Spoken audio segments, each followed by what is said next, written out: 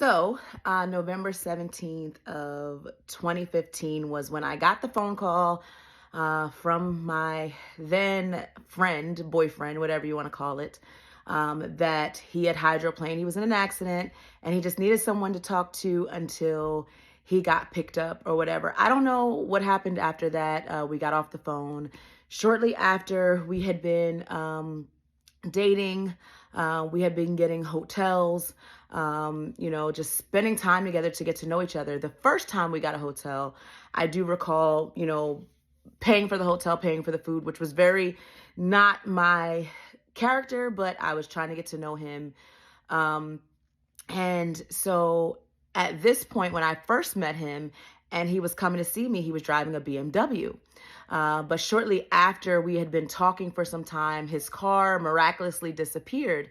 And then he started driving my car and asking to use my car when he went on these, what you call ESGR weekends. And, it was suspicious, but I was like, we'll see. I even asked him one day, I said, because we had been on a date weekend and he actually left me at the hotel and took my car. And I said, why don't you just take your car? He was like, well, no, I'll borrow your car. And then, he left and disappeared for several hours. And I'm calling him and trying to figure out, where are you with my car? And he said, well, I'm working.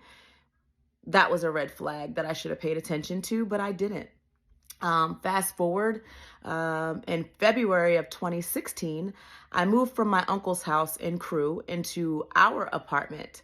But the night before we move into our apartment, we're staying at my cousin's house, just because we're about to sign our lease and move into our apartment. And, we were not married at the time, and I definitely could not take my boyfriend to spend the night at my uncle's house, who is saved. He's a Christian. I couldn't do that. That would be crazy, right? So we're at my cousin's house and it's late night and he says, Teresa, I need to tell you something. And I'm like, okay.